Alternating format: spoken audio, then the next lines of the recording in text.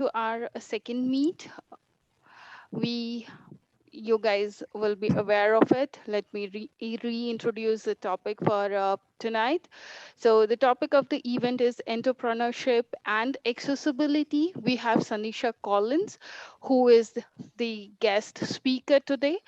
She is in business alignment, or I can say in a simple word, a mentor or a coach for the new entrepreneurs, creative entrepreneurs who tries to understand the user need. So she helps the business to understand and improvise and find out the area of scope to understand their user needs and how they can work towards it. Prior to getting into business alignment coach, she was working as an for an NGO as in researcher as well as user experience designer. So I would not take much time. Before we start, we would like to request you, please, everyone can, we will have a Q&A session at the end of the event. Sanisha will be answering all the queries. Please post your questions under Q&A section. And in case of any technical difficulty, please post or inform us on the chat. That's all from my end. So, Sanisha, over to you. Okay, thank you. So again, thank you for the introduction. My name is Shanisha Collins. I am a business alignment consultant, and I'm a digital accessibility advocate. And so I'd like to speak with you all in regards to entrepreneurship and digital accessibility. As we all know, times are changing, and we've entered a space where online products and services are a must in order to keep your head above the water in business. Um, and so this environment brings to light a pressing issue that has been overlooked time and time again by online entrepreneurs and businesses. And I have a presentation, so I'm going to start my presentation and share my screen.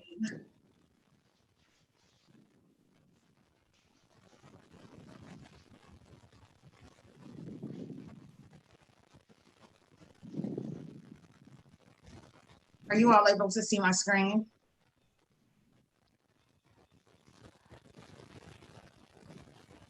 Yes, we are able to view your screen.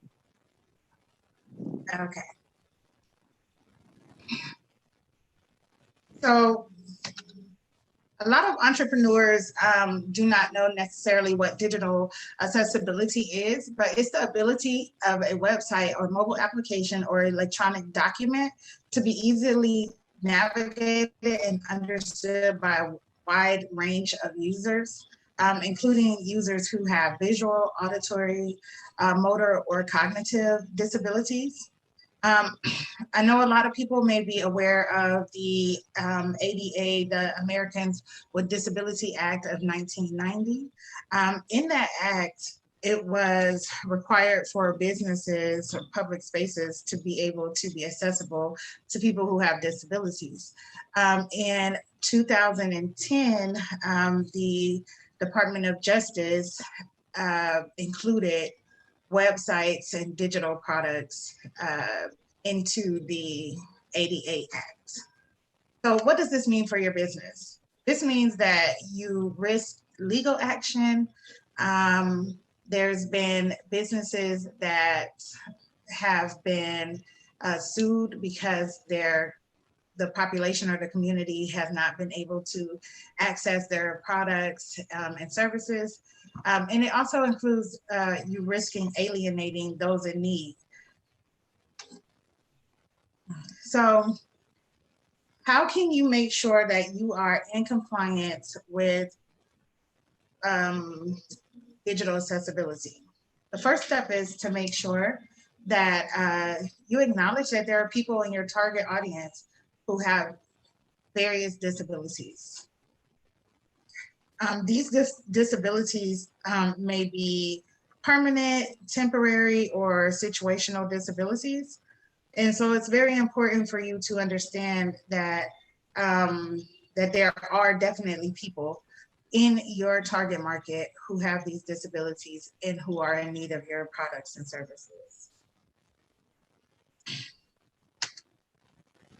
The next thing that you can do as an entrepreneur is to learn more about people with disabilities and how you can help them access your digital products and services.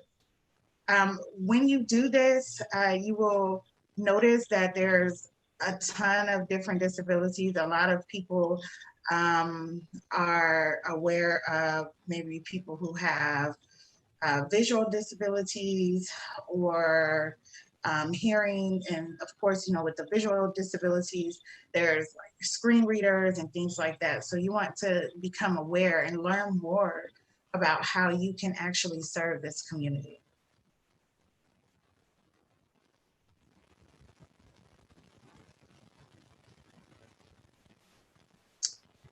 And then also make sure that you assess your current services and product offerings. When you're doing an assessment, maybe you are a person who offers uh, downloadable PDFs. There's a way to make sure that your PDFs are accessible to people with various disabilities.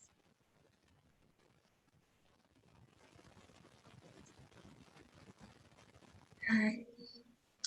And while you're working on making sure that you are able to implement inclusive design, make sure that you include your team and your stakeholders by expressing that you would like to implement inclusive design in your business. If you have avatars or personas, make sure that you actually those, include disabilities within your avatars or your personas. So then when you're developing products or services, you can actually address the needs of those particular avatars.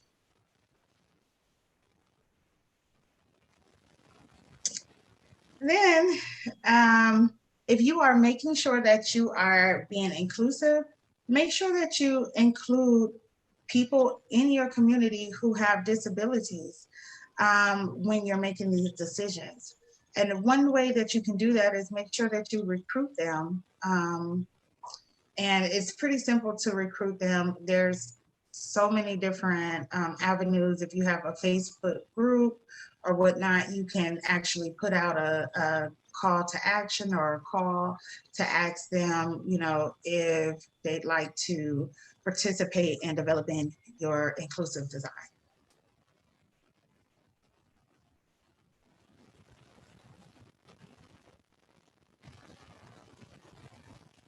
Once you get to a point where you're like, okay, I can do this, I can start making sure that I include, accessibility in my offerings, then go ahead and test your products and services with people who have disabilities. And again, like I said, include them in your design process.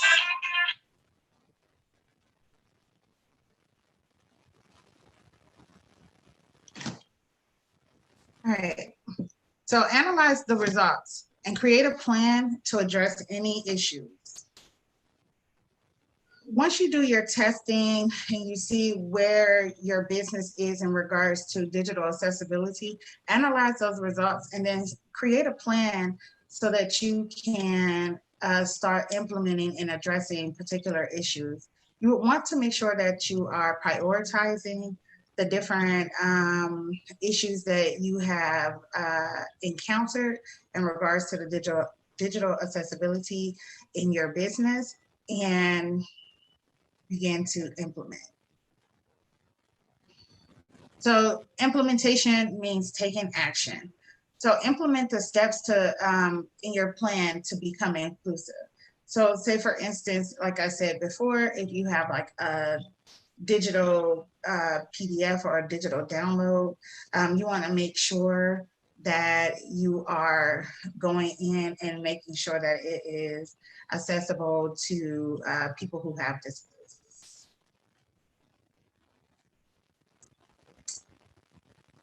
And the last step on here is for you to actually care.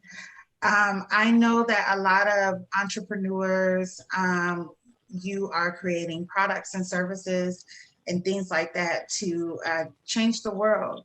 And when you care, you make sure that you are addressing all the needs, being open to address all the needs of your clients. And you can start by just really asking them for your help and understanding while assuring that you're doing your best to support their needs. Creating a safe space is not only for your clients, but also for yourself as an important step to making inclusive design successful.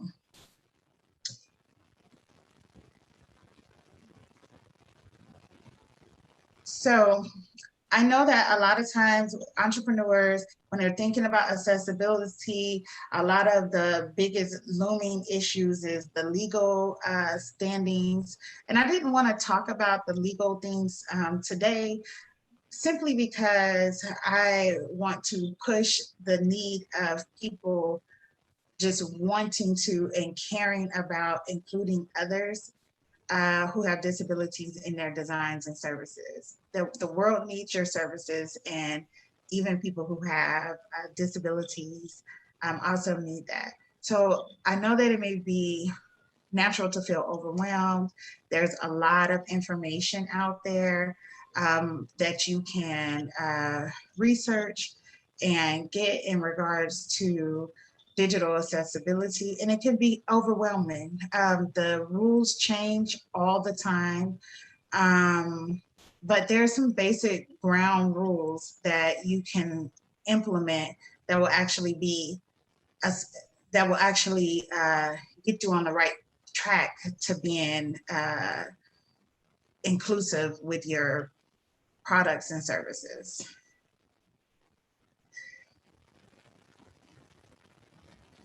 So, a little recap. I had a quick presentation. A little recap.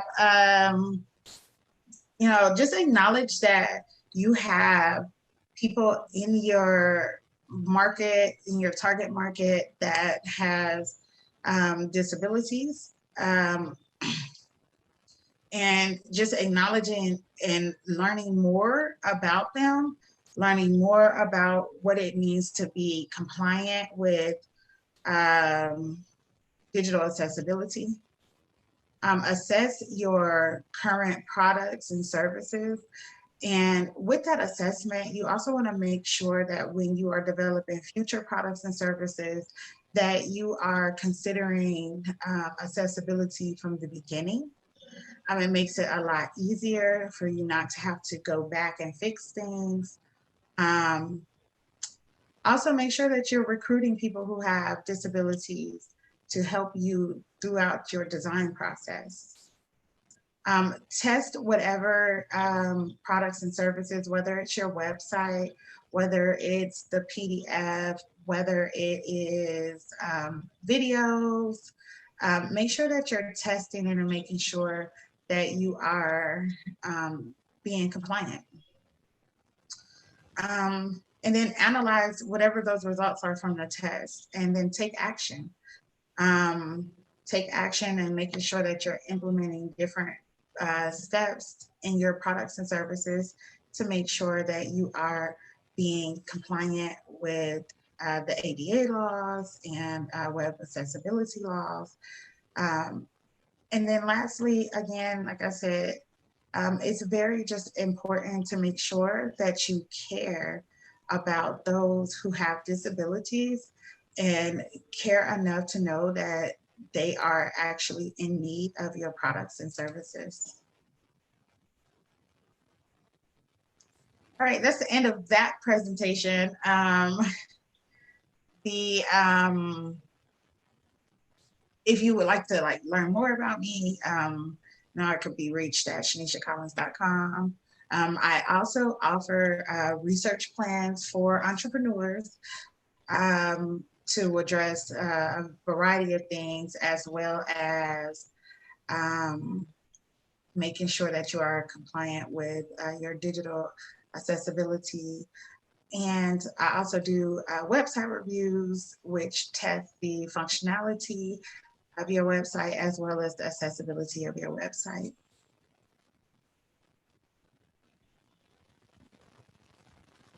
Okay. All right. That's the end of my presentation. I know it was pretty quick. I did not want to overwhelm you all in regards to putting out a ton of information at one time. Um, but I wanted to make sure that entrepreneurs actually begin to care about people who have disabilities, and for them to know that it is not too hard of a process to start including inclusive design in their products and services in their businesses. Thank you. Thanks, Sunisha. That was really informative. Uh, so we'll start a Q&A question. I have quite a few questions to be asked to you. So we are good to go. Yes. So, what will be the key things you would ask a new entrepreneur who is entering into digital marketing or mostly in edutech, online education, to keep a track of it or to identify that you should uh, have these checks done before you get into an edutech or understand the user need? What are the five important things we should have in our mind? The five important things is again, acknowledging that if you're getting into education tech, that you are definitely going to be needing to address the needs of the people who have various disabilities. When you're going into ed tech, you have to for real consider even the cognitive disabilities, like maybe it's someone who has ADHD or someone who is autistic. So you want to make sure that you are acknowledging that those people actually exist out here in the community, Hmm. and and then actually include them in your design process, so that you can make sure that you're addressing their needs during that time. Um, and then you said five different things, correct? It can be, and yeah, if you can help us with five different things. Yes. I would say to make a plan, you need to have a great strategy so that um, you can address all needs across the board. I'm trying to think of what else. You said for people who are going into ed tech or technology, like new entrepreneurs, Y- correct? Yes. Okay. Um, I believe that if they're a new entrepreneur, um, it will be a great time for them to reach out to professionals, reach out to the uh, people who are, digital accessibility advocates, professionals, so that they can have a guide through that process. I think that it's great to have someone at the beginning of a project to help you implement, your plan. So that's also a good thing. And then also to learn as much as you can about the various disabilities, especially in regards to special needs education and things like that. Uh, Thanks. My next question is, how would you think we should create an awareness to the existing entrepreneurs, especially in online education, those who are working on online edutech portal or providing services to students, professionals? kids. We see a lot of online education app. So how, what would be the best way to reach out to them? Because quite a few are not aware of this, and they don't implement, or just because there is a lack of awareness, they don't implement it. So how we should strategize to approach them? To approach the actual education system. Yeah, Can you kind can you rephrase the question for me? sure. So we have existing, let's take, we have uh, recently there is an upgrade. We have Byju's. There are several apps which does not have implementations or accessibility features, or they have certain issues. So how should we create the awareness for newly born newbies and edutech? Okay, I would say really I would kind of try to contact the company itself and ask them, hey, this feature and that feature is missing. Unfortunately for startups, a lot of times nowadays everything is like lean startup, and they're trying to get their things on the ground running first without considering all of the users.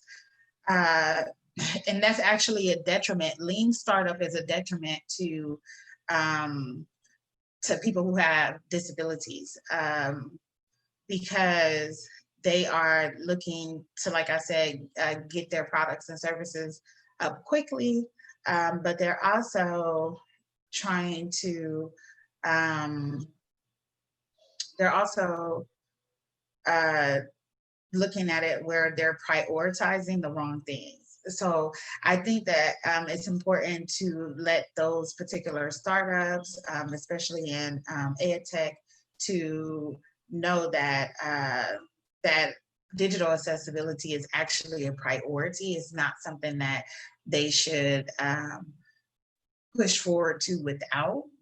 Um, but I believe that like addressing it would be more so presenting the company, uh, with the checklist and say like, hey, you guys missed this entire audience, and that we're not able to assess or we're not able to access your products or services, or it's difficult to navigate because you guys did not consider this.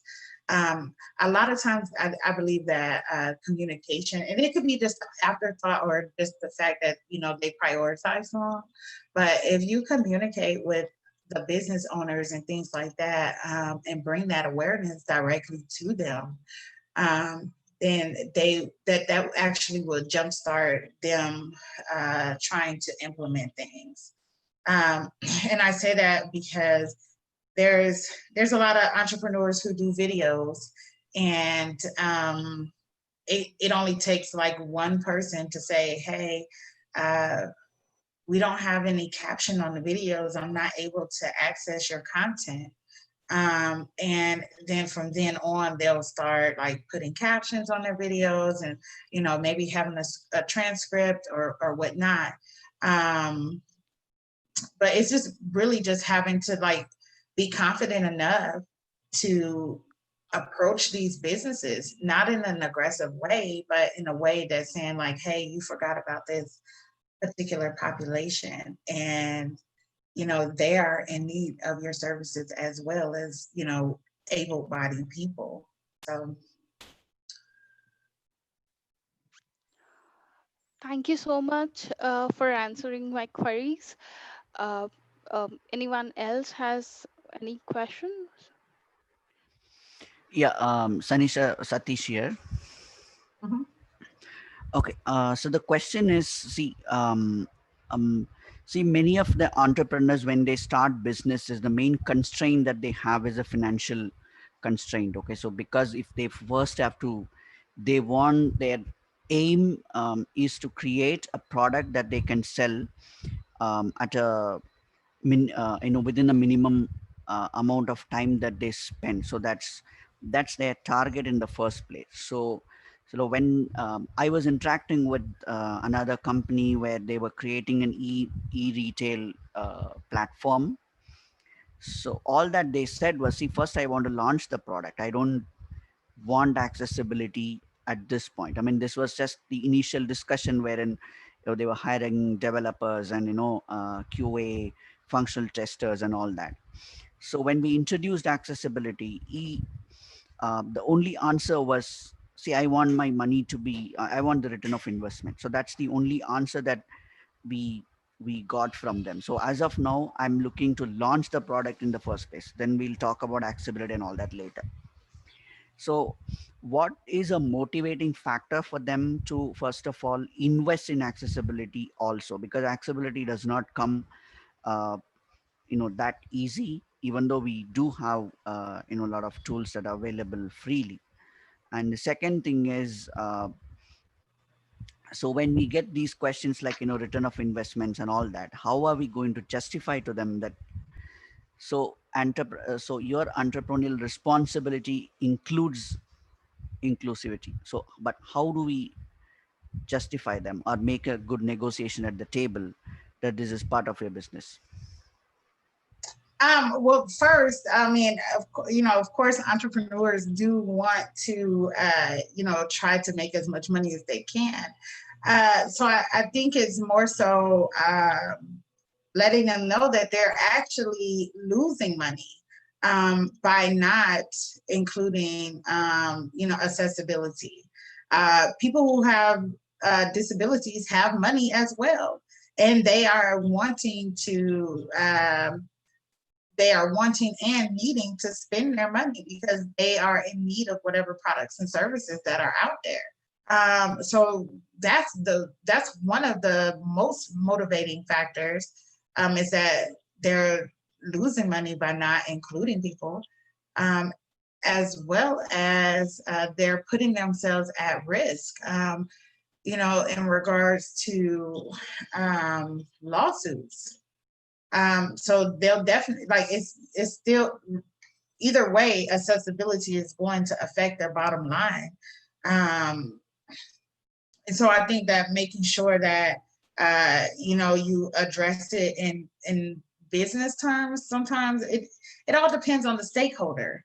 But when you present the stakeholder with, hey, you know this and this needs to be included, um, maybe even coming up with different stories, presenting them with, like, the avatars, and saying, like, hey, this product and services will completely ignore people who have this disability, but if you're presenting with research, you would say, but you know there's an actual market for them to utilize our products and services.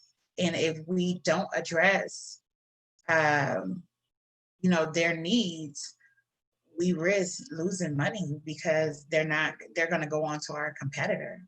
So I think more so, just speaking in terms of business, with that, I think that, like I just said earlier, like lean startups, I mean, they want to go at such a quick pace. Um, but actually taking the time and researching their actual users and including those users in the research, instead of ignoring them, will actually motivate the business to act and make sure that they're including inclusive design. Um, I, I I think also with these businesses, they feel as though it's something that takes too long, when it really does not. It really does not take too long to implement accessibility, best practices from the beginning, of a design. Um, the time it takes to have to go back and fix something, that actually costs money to the business as well. So if you shape it in the sense of, you know, the business is going to lose money if they're not addressing accessibility, because there's people who have money to give them for those products and services who have disabilities. And then also from the legal standpoint, um, you know, and the business actually risking lawsuits. And then also risking lost man hours. Like, why would they want to have to go back and fix something that could have easily been implemented from the beginning? That is an actual priority. I hope that answered your question. Yeah. Thank you, Sanisha, for the You're answer. welcome.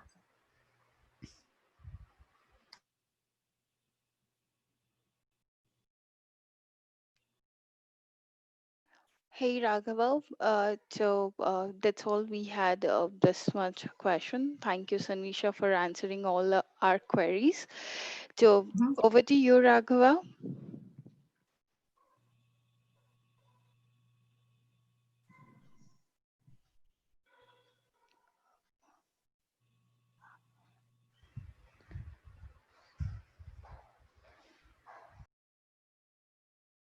I think there is an technical connectivity issue, maybe. Oh, Raghava, you Yeah. Am I audible? okay? Yeah, now you are audible. Thank you, Shanisha, for the presentation. I think there are no more questions, so we can wrap up.